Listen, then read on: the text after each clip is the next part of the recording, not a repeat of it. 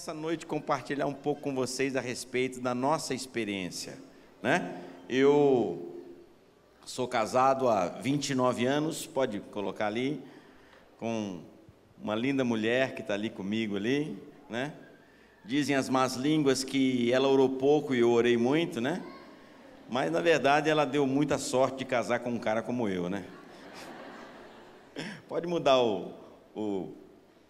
Nós completamos esse ano de 2018, 29 anos de casados, e o ano que vem vamos fazer 30 anos de casado. Fizemos já nossas bodas de prata um tempo atrás.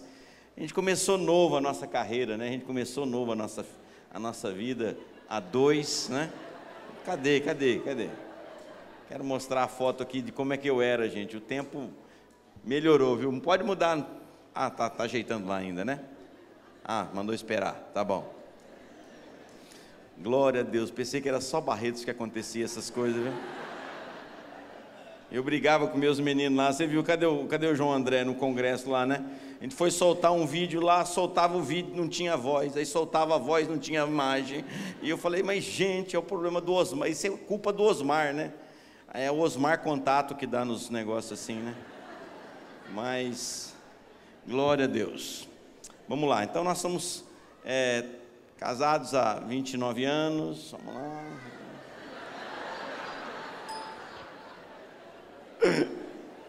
Vamos abrir a Bíblia em 2 Reis, capítulo. Vamos pregar logo, vamos começar a ministrar a palavra logo. No meio do caminho, se der certo, sorte esse negócio aí, não tem problema não. Isso é assim mesmo, ao vivo é mais difícil, irmão. A gente é pastor de igreja, a gente sabe como é que funciona. Na hora que pôr no telão, vocês me avisam que eu volto aqui no negócio aqui. Eu quero compartilhar com vocês, queridos, nessa noite, uma palavra que o Senhor tem me incomodado, tem colocado no meu coração, que eu creio que vai te ajudar no processo da edificação da sua fé e na construção do seu relacionamento, do seu casamento, da sua vida familiar, porque aqui nós não estamos falando apenas para casais, né? O propósito, eu creio, dessa semana da família, esses momentos são muito importantes na nossa vida, porque nós precisamos aprender a nos reciclar, né? A gente vai renovando, né? Eu queria mostrar a minha foto lá de quando eu casei, 29 anos atrás, para você ver o tanto que a gente foi renovando, né? Que o tanto que eu me reciclei nesses anos, que eu fiquei mais bonito, que eu fiquei mais jovem, né? Só não fiquei mais magro, né? Mas o quanto a gente vai mudando nesse processo dessa transformação de Deus. Aê, ó, agora sim. Olha lá, olha que menino, gente. 29 anos atrás, 19 aninhos, né? Aqui já foi uma foto mais recente, essa aqui também é uma foto mais recente, né? Essa é a nossa família. Nós somos em 7 pessoas. Quando a gente senta assim, a gente enche uma fileira só pra gente, né? Tem as suas vantagens ter a família grande, porque cada vez que você senta para comer é uma festa, mas tem as suas desvantagens também, porque depois que a nossa família foi crescendo, os convites para almoçar, para jantar foram diminuindo. Era que nem Jesus, irmão. Quando Jesus chegava, ele levava mais 12 junto com ele. Então era difícil convidar, né? Todo final de semana o pessoal me convidava para ir. Ô pastor, vamos almoçar lá em casa, vamos jantar. Aí depois que foi chegando, né? Os meninos, a família foi crescendo, os convites foram diminuindo proporcionalmente. Esse maior aqui é o Levi, né? Um dos nossos filhos biológicos. Aquela do meio ali é a Sara, minha filha primogênita, mais velha. Depois veio o Miguel, que é esse meu pretinho favorito aqui, do meio aqui. Falei muito dele lá no acampamento de homens, né? Tá aí a figura, viu, gente? Isso aí fala mais do que vendedor de raiz. Como diz um pastor amigo meu, ele fala tanto que não dá tempo nem do guspe secar na boca. Então, assim, é o Miguel. Depois temos também o Felipe e a Raquel, que é essa menina, que ela é nepalesa. Nós trouxemos ela do Nepal, lá do projeto Menina dos Olhos de Deus, e hoje a nossa filha tem o nosso nome, papel passado, está conosco. Tanto a Sara quanto a Raquel, elas não estão morando mais aqui. A Sara trabalha na Irlanda, conseguiu um emprego, e a Raquel se formou como enfermeira padrão e está trabalhando em Portugal.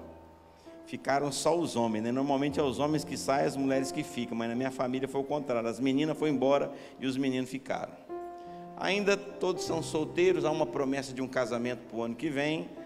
Eu estou doido para ser vovô, sei que vai demorar mais um pouquinho ainda, mas essa é a nossa família que nós temos edificado no Senhor, e estamos muito felizes por tudo que Deus tem feito. Como é bom você ver a palavra de Deus frutificando dentro da sua casa, a palavra de Deus crescendo dentro da sua casa e produzindo frutos, né, na vida desses meninos, né? Temos tido muita alegria ao ver a ação da palavra. O Felipe, essa semana, em um de nossos cultos, me abraça e começa a chorar e fala assim: pai, Deus está falando comigo que eu quero servir a Deus no ministério, e eu quero ser como você, eu quero ser um pastor. Naquela hora ali o meu coração se encheu de alegria, fiquei muito feliz por saber que o caminho que nós estamos mostrando para os nossos filhos, para a nossa geração, é um caminho que vai produzir muita transformação nessa nação e aonde Deus levar a vida deles. Amém? Está aí. O tema da ministração pode mudar. O tema dessa ministração nessa noite que eu quero compartilhar com vocês é o melhor de mim. Como eu disse, esses momentos, esses encontros, eles são importantíssimos da nossa vida, porque eles trazem uma reciclagem no nosso coração. O próprio apóstolo Paulo fala assim que, na hora de ministrar a ceia, ele disse: examine-se, pois, o homem a si mesmo antes de comer do pão. Há momentos que nós precisamos nos examinar, porque Deus não faz acepção de pessoas, mas Deus faz acepção de atitudes. À medida que você responde a Deus, é à medida que as coisas vão começar a acontecer na sua vida.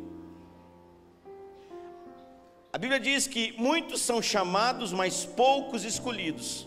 Ser chamado cabe a Deus, ser escolhido cabe a mim. É Deus quem chama, mas ser escolhido depende da sua parte. Deus ama a todos da mesma forma, mas à medida que você se entrega, você vai se desfrutar daquilo que Deus tem para a sua vida. E aqui em 2 Reis, capítulo 5, eu quero ler alguns versículos aqui. Eu vou ler rapidamente, o texto é um pouquinho longo, eu preciso ganhar tempo aqui com vocês.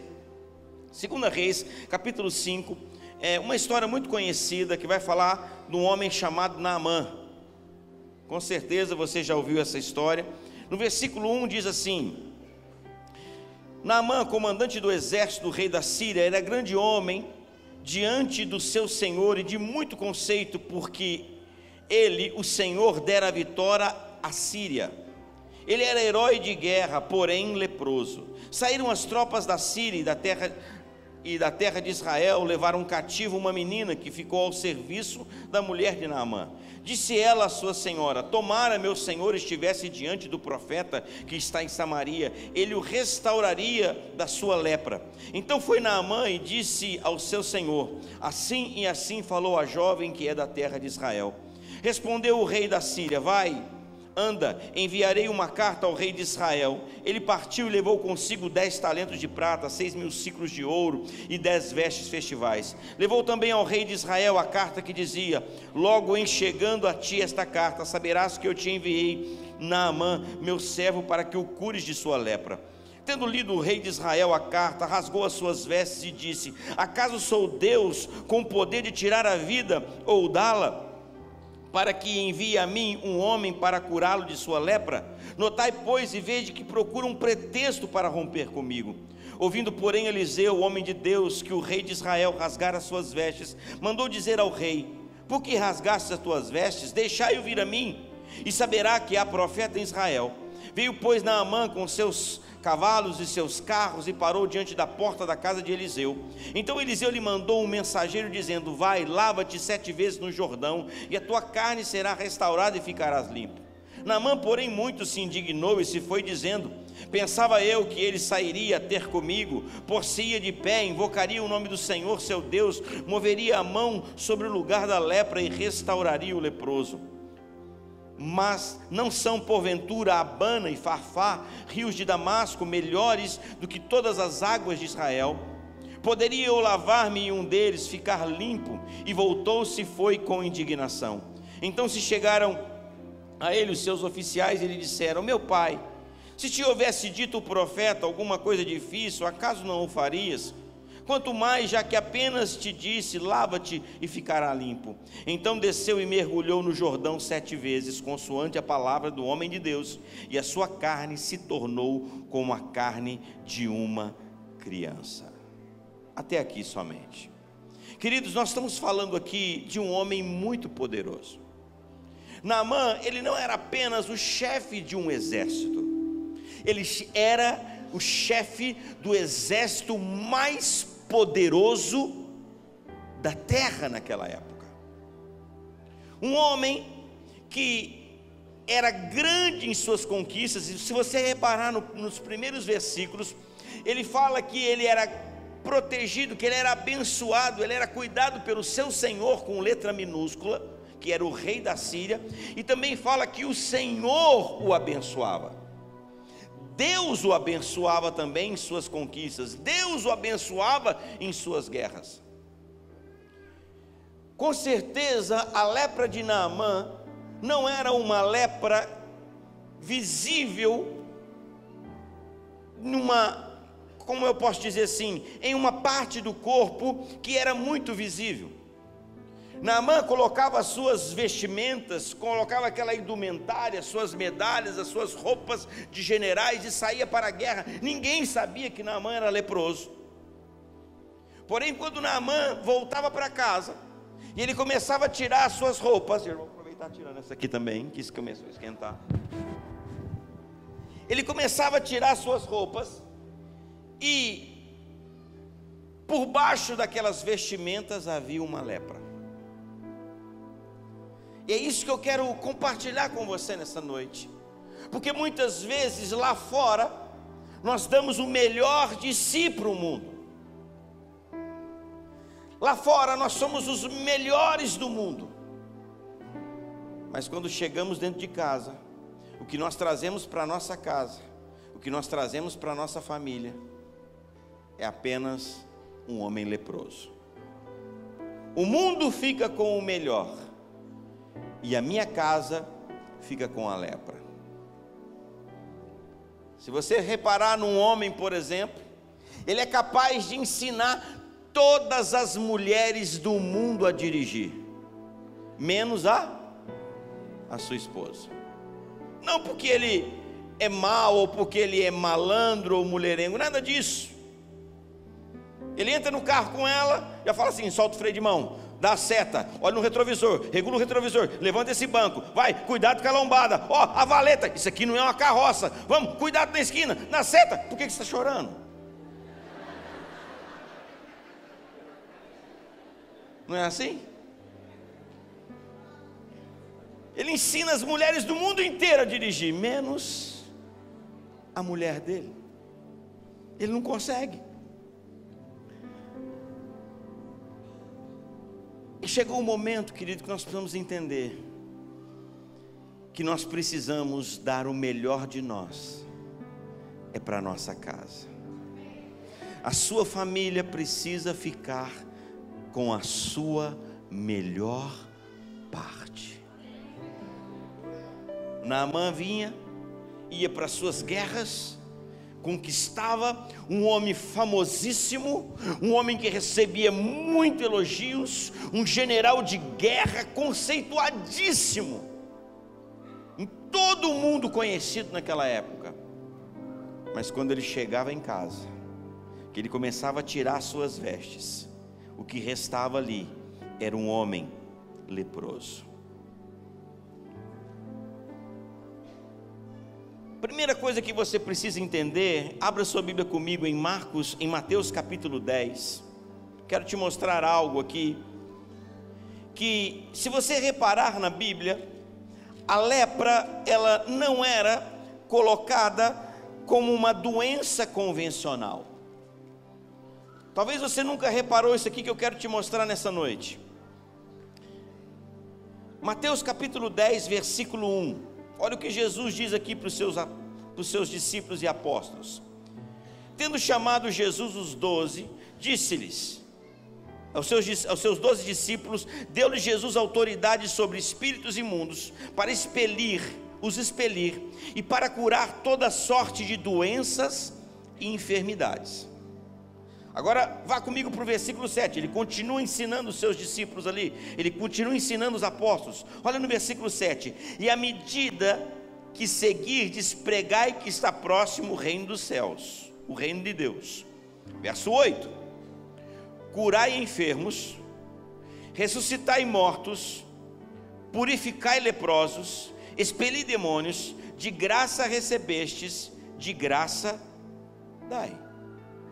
Por que Jesus tirou a lepra? Por que ele tirou a lepra dessa lista aqui do versículo 8? Curar enfermos, ressuscitai mortos, purificai leprosos. Por que Jesus tirou a lepra da lista das enfermidades? Ele podia simplesmente dizer, curar enfermos. A lepra estava incluída junto ali. É uma enfermidade. Mas aos olhos da palavra, e principalmente para nós hoje, queridos, a lepra, ela não é uma enfermidade do corpo, ela é uma enfermidade da alma das pessoas. E você começa a perceber pela palavra que a lepra, ela vai produzindo resultados. É por isso que a lepra, ela não sai com um remédio. A lepra, ela não sai simplesmente com uma imposição de mão. Para João Batista ser salvo, para salvar alguém, na época de João Batista, bastava apenas um mergulho no Jordão. Mas para curar uma lepra, era necessário 7 mergulhos. Porque você não pode sair, você não pode virar para a alma de uma pessoa e falar assim, seja curada na sua alma, não. É um processo de entrega. Deus vai produzindo circunstâncias na sua família, Deus vai produzindo circunstâncias no seu casamento, que vai fazendo com que a cada mergulho que você vai dando no Jordão chamado Espírito Santo hoje para nós, vai produzindo cura e milagres dentro do seu coração. Lembra quando Jesus curou os 10 leprosos? Quantos voltaram para agradecer? E Jesus ali cita essa gratidão. Não foram 10 os que voltaram, porque só você voltou? Porque a ingratidão é um dos sintomas da lepra. Assim como a gratidão é um sintoma da ação, do mover do Espírito Santo de Deus. Naamã, ele era um homem poderoso, mas ele era leproso, irmãos. Um dia ele vai para uma guerra, um dia ele vai para uma das suas conquistas, e ele decide ali, talvez a mulher dele falou assim, bem, eu estou muito cansado, eu estou muito atarefada, quando você estiver num lugar aí, traz uma moça para trabalhar aqui em casa. Com certeza Naamã devia ter outros empregados em casa, mas ele não tinha ainda ninguém que tinha uma proximidade dele, a ponto de entrar no seu quarto, entrar bem perto da recâmara dele, para que pudesse ver a sua lepra. E ele traz aquela menina de Israel, e ele estava pensando na cabeça dele, ele estava pensando que ele estava trazendo uma ajudante, mas na verdade Naamã estava trazendo era a sua cura. Muitas vezes coisas começam a entrar na nossa vida, no nosso relacionamento, dentro da sua casa, e você pensa que você está fazendo aquilo com um propósito para outra coisa, e na verdade Deus está providenciando uma circunstância para trazer cura para o seu casamento, trazer cura para dentro da sua casa. Aquela menina, um belo dia, está lá cuidando da casa, e de repente Naamã sai de bermuda, sem camisa, e ela assusta e vê aquilo, falava, nossa, não imaginava que o meu senhor era assim. E ela vira para sua senhora e diz para ela assim, olha, se ele conhecesse o profeta que tem em Israel, ele seria curado da sua lepra. Uma das características daquele que quer ser um instrumento nas mãos de Deus, quando vê uma lepra, ele não expõe, ele apresenta a solução. Deixa eu dizer uma coisa para você, esposo, esposa, filho, porque não há ninguém que conheça mais, porque todos nós, irmãos, temos alguma, em sua devida proporção, há coisas, há lepras na nossa alma, há feridas na nossa alma, que ainda precisam ser curadas. E o nosso papel como família, não é expor a lepra para as pessoas, mas é apresentar a cura. Quantas mulheres, quantos maridos, quantos filhos, ao verem a lepra dentro da sua casa, a ferida da alma dos seus familiares, em vez de levarem a eles uma cura, os expõem lá fora. Ah, você precisa de ver meu marido? Nossa, aquele homem, você conhecer aquele homem, aquela mulher, meu pai, minha mãe, meu irmão, aquele meu filho, você precisa de ver. Queridos, nós não fomos chamados para expor, nós somos chamados para apresentar a cura de Deus. Aquela menina não postou no Instagram, não pôs no Facebook, no Snapchat e nem publicou no Twitter.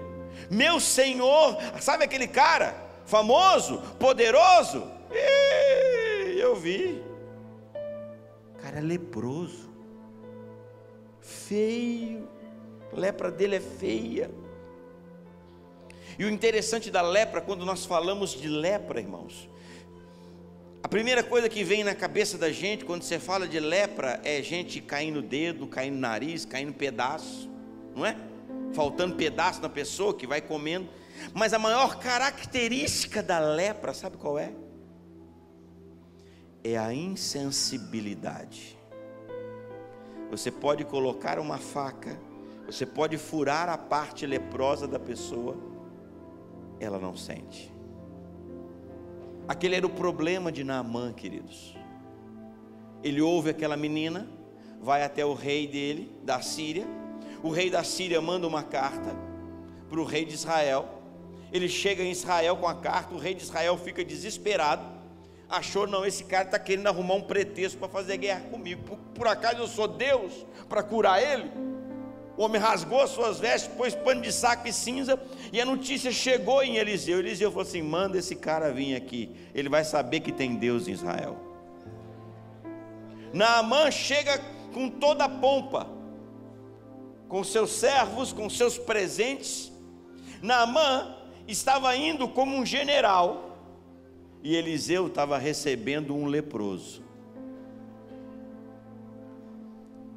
E Deus então começa a tratar com a lepra de Naamã, chamada orgulho.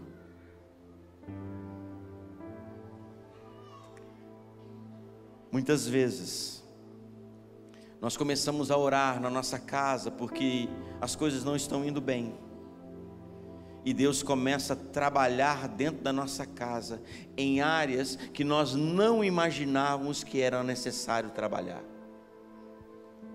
Vá aqui comigo para Marcos capítulo 5, deixa eu te mostrar algo aqui. Muitos homens, muitas mulheres, eles se confundem e se perdem, porque começam a buscar a Deus em prol de algo, e Deus está interessado em outra coisa primeiramente dentro daquela casa. A Bíblia conta a história aqui, eu só quero que você abra, eu vou ler uns textos aqui, um pouco picado aqui, para a gente poder ganhar tempo. Mas aqui em Marcos capítulo 5, diz assim no versículo 21, tendo Jesus voltado do barco para o outro lado, afluiu para ele grande multidão, e ele estava junto do mar.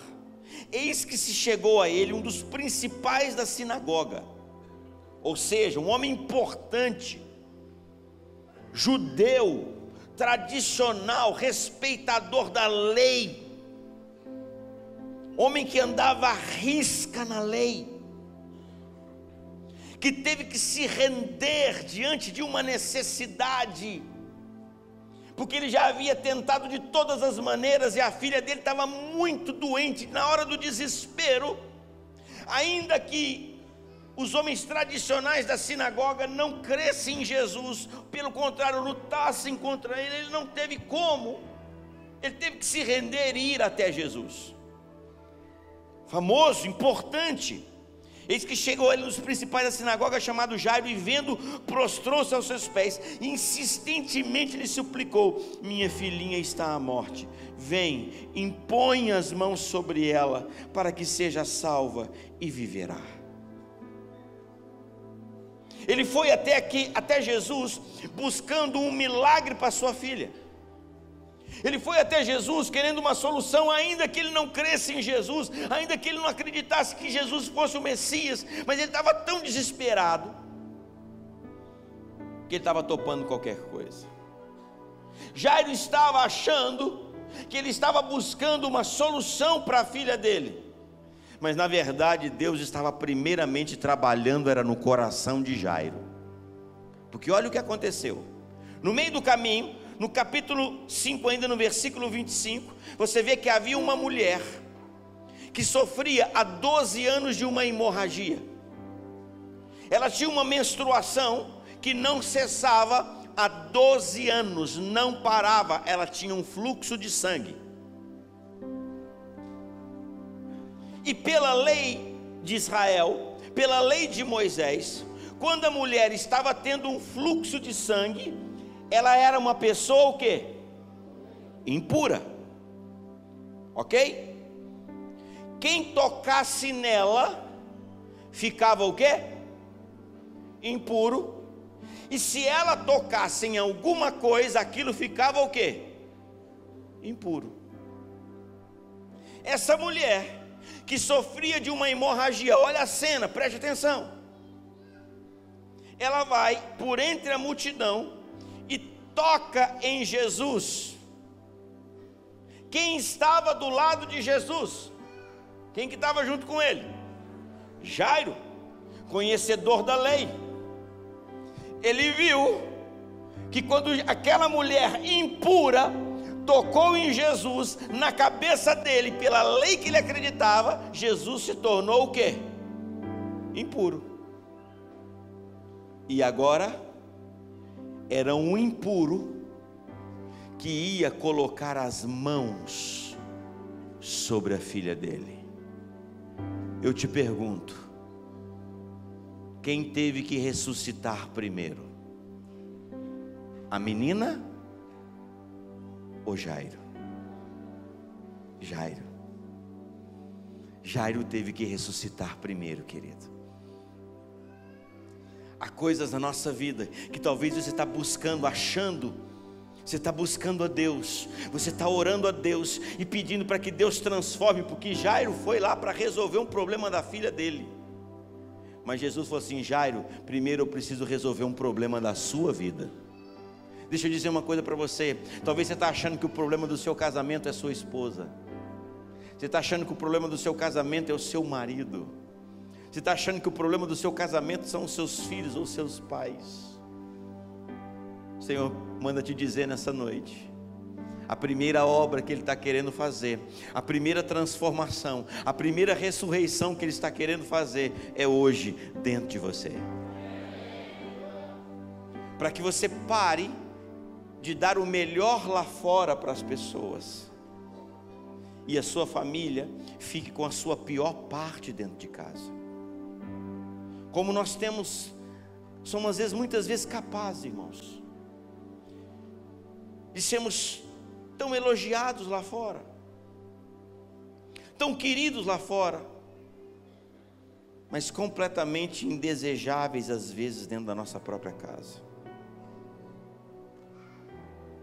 Porque eu posso viajar, eu posso pregar, eu posso ministrar numa célula, eu posso fazer reuniões de discipulado, eu posso orar por pessoas, eu posso impor as mãos, mas quando eu chego dentro de casa, a minha mulher não está querendo um pastor dentro de casa, ela está querendo um marido. Quando você chega dentro de casa, querida, seu marido não está querendo aquela pregadora, aquela cantora, aquela líder, ele está querendo uma esposa. está querendo uma esposa. Quando Deus apresenta-se para Isaac, e vira para Isaac e fala assim para Isaac: eu sou o Deus de Abraão teu pai. Isaac fala assim, em outras palavras aqui, estou contextualizando aqui: o Senhor é o Deus do meu pai, então eu quero. Então eu quero. Porque Abraão, queridos, ele se deixou ser conhecido por Deus, ele se deixou ser transformado por Deus, ele se deixou ser tocado por Deus.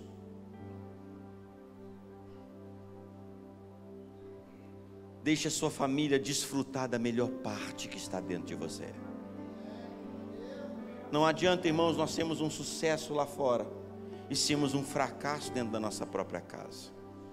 Esses dias Deus está ajustando o seu coração, Deus está ajustando os seus valores, Deus está ajustando os seus conceitos. Porque muitas vezes lá fora nós temos toda a paciência do mundo, suportamos tudo lá fora, e dentro de casa nós achamos que nós podemos ter o nosso minuto de fossa. Nós achamos que aqui dentro de casa eu posso me soltar, aqui dentro de casa eu posso ser quem eu sou verdadeiramente. Isso muitas vezes vai mostrar os valores que estão dentro de nós.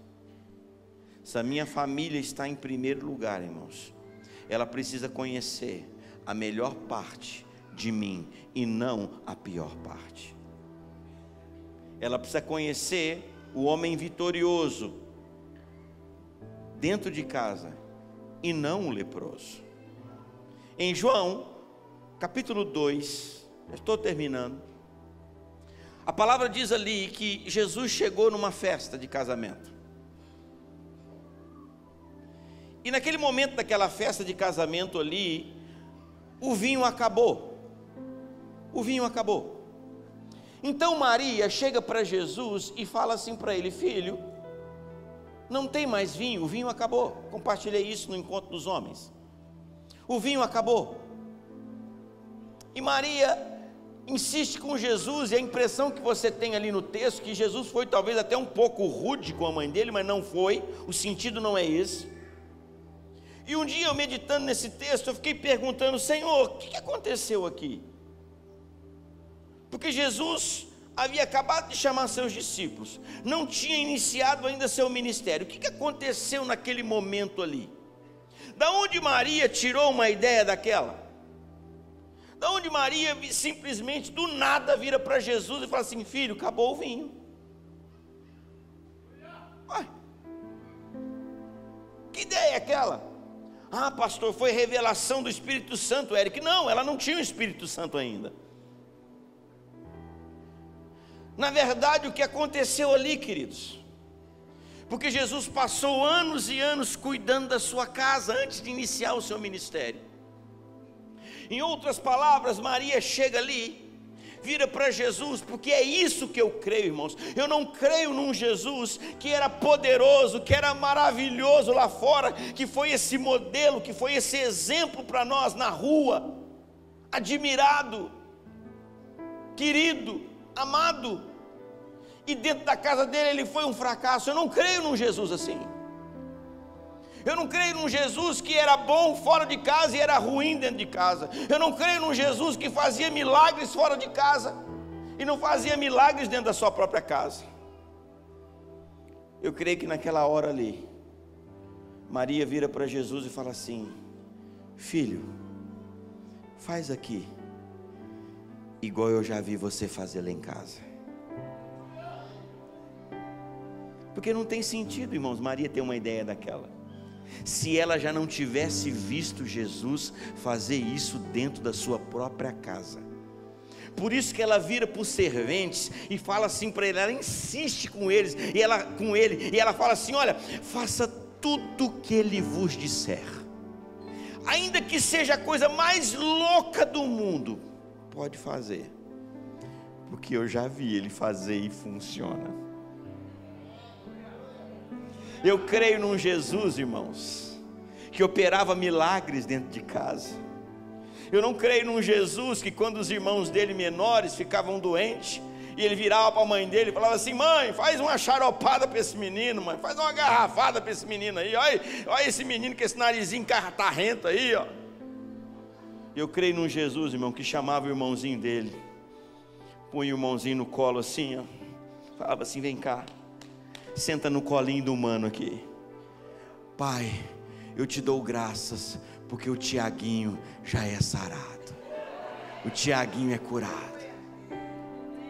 Eu creio num Jesus, irmãos, que muitas vezes nos momentos difíceis, porque a Bíblia diz que ele foi provado em todas as coisas, ele passou por muitas dificuldades, igual nós passamos. Teve um dia que ele tinha que pagar o imposto, ele estava duro, irmão, ele puxou o negócio assim, sacudiu a bolsa assim, não tinha dinheiro, aquele dia não tinha dinheiro. Vai lá, Pedro, joga o anzol. Primeiro peixe que você pegar, abre a boca dele, vai ter uma moeda lá, paga o imposto para mim e para você. Lá em casa, depois que a família cresceu, e à medida que os meninos vão crescendo, o estômago vai crescendo, a boca vai crescendo e o apetite vai crescendo. Esses meninos, irmãos, parecem aquelas pedras de esmeril novo. Come, mas sabe, quando eles estão de férias ainda devem falar assim: bem, eu não aguento, bem, eu vou no mercado todo dia, eu saio de manhã, vou para a igreja, para a oração, às vezes eu falo assim: não, vou comer uma banana na hora que eu voltar, aqui está lá a fruteira cheia de banana, irmão. A hora que eu chego na hora do almoço, foi as bananas tudo. Às vezes a gente chega de uma reunião tarde assim, não sobrou muita coisa do almoço, só tem aquele pouquinho que sobrou do almoço, a Débora não está com vontade de mexer com comida. Às vezes ela põe lá, frita uns bifes, pega o que tem, esquenta do almoço, põe na mesa, ela fala uma frase típica. Ela fala assim: gente, está os 7 na mesa assim. Ela fala assim: ó, sabendo comer dá para todo mundo. Tem que saber comer. Não pode pegar de qualquer jeito, não, tem que saber. Eu acredito, irmãos, que já teve dias de chegar lá na casa de Maria, porque às vezes a crise bateu lá em onde Jesus morava, na carpintaria. Dólar alto demais, véspera de eleição, problemas, crises, as vendas começaram a cair. E às vezes Maria lá com Jesus e os irmãos dele pôs aquele tanto de pão na mesa assim e falou assim: meninada, o negócio é o seguinte, sabendo comer aqui dá para todo mundo. Mas eu creio num Jesus, irmãos, que pegava a vasilha de pão e levantava assim: Pai, eu te dou graças, porque o Senhor sempre me ouve. Eu não creio num Jesus, irmãos, que multiplicava pão lá fora e não multiplicava pão dentro da casa dele. Eu não creio num Jesus que transformava água em vinho lá fora e não transformava água em vinho dentro da casa dele. Eu não creio num Jesus que curava as pessoas lá fora e não curavam as pessoas dentro da casa dele. A família de Jesus, irmãos, teve o melhor dele por 30 anos. Por 30 anos a família de Jesus teve o melhor dele. Não conseguiram entender a dimensão do chamado dele muitas vezes. Chegaram a achar até que ele estava meio doido. Mas que eles viram a manifestação do poder de Deus. Eles viram dentro da sua própria casa. Seja esse homem de Deus, seja essa mulher de Deus dentro da sua própria casa. Não dê lá fora o seu melhor. E para as pessoas que dão a vida por você, que passaram tudo com você, não deixe elas ficarem com o pior de você. Seja o melhor pai, seja a melhor mãe, seja a melhor avó, seja o melhor filho, seja o melhor tio, seja o melhor sobrinho. Dê o seu melhor lá dentro da sua casa. Não aceite essa condição de ser um sucesso lá fora e ser um fracasso dentro da sua própria casa. filho, faz aqui, igual eu já vi você fazer lá em casa. E a Bíblia diz, com este milagre, deu Jesus início aos seus sinais em Caná da Galileia. Sinais públicos. Públicos. Não fala que foram sinais na vida privada. Porque o que você se torna dentro da sua casa é o reflexo genuíno, verdadeiro do que você é fora dela. Talvez hoje você está vivendo um momento, queridos. Falei muito isso no encontro de homens. O tema foi maravilhoso. Além do véu. Homens, chamamos aqueles homens à responsabilidade de se encontrarem com a presença de Deus, não se apartarem da comunhão, porque quando você não se aparta da comunhão, querido, a manifestação de Deus vai ser tão viva dentro de você, que a luz de Deus vai transmitir para as pessoas que estão à sua volta. Não fique longe. Talvez você pode olhar para a sua família, para a sua casa, para o seu casamento e falar, pastor, eu fiz tudo errado, pastor, eu fiz tudo errado, Eric, nossa, não tem nem por onde começar. Às vezes você olha para o seu casamento, você olha para a sua vida, está aquele caos. Deixa eu dizer uma coisa para você, preste atenção. Você não precisa vencer todas as guerras, você só precisa vencer a guerra certa. Davi não venceu o exército dos filisteus, Davi venceu Golias. Descubra o seu maior gigante. Porque às vezes você olha, você fala assim, eu não sei nem por onde eu começo para resolver o problema dessa casa. Comece pela guerra certa, porque às vezes você vai derrotar um e vai resolver o restante com uma guerra só. E eu quero te dar uma dica: vá para a presença de Deus. Porque talvez você tenha estado tão longe e não tenha tido forças, e você tem se sentido culpado. Preste atenção nisso. E aí nós vamos orar. Deus sabe das suas limitações, Deus sabe das suas fraquezas. Quando Deus aparece para Adão, lá no Éden, depois do pecado, Deus não chega para Adão e fala assim, Adão, o que você fez, meu filho? O que você aprontou, rapaz? Mas Deus vira para Adão e fala assim, Adão, o que ele falou? Onde você está, Adão? A questão de Deus conosco, irmãos, não é o pecado. A questão de Deus conosco é a distância. Onde você está, meu filho? Onde você está? Porque a distância vai produzir o pecado em nós, irmãos. Que quando você está perto dele, você só quer uma coisa, você quer agradá-lo. Quando você está perto dele, você só pensa em uma coisa, em cuidar bem da sua casa, em cuidar bem da sua família. Dê para a sua família o melhor. Deixe a sua família experimentar o melhor que você tem. Entregue para eles o melhor. E dentro da sua casa, deixa eu dizer uma coisa para você. Isso tem ajudado muito nesses 29 anos que nós temos consolidado no nosso casamento. Nós temos 5 filhos.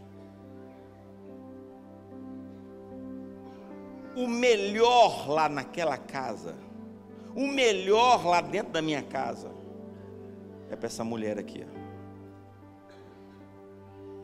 Se eu tiver que viajar e se eu tiver que trazer um presente, o que eu trago é para ela. Se eu tiver que comprar alguma coisa boa, de marca, for mais cara, eu compro para ela. Os meninos eu compro xing-ling.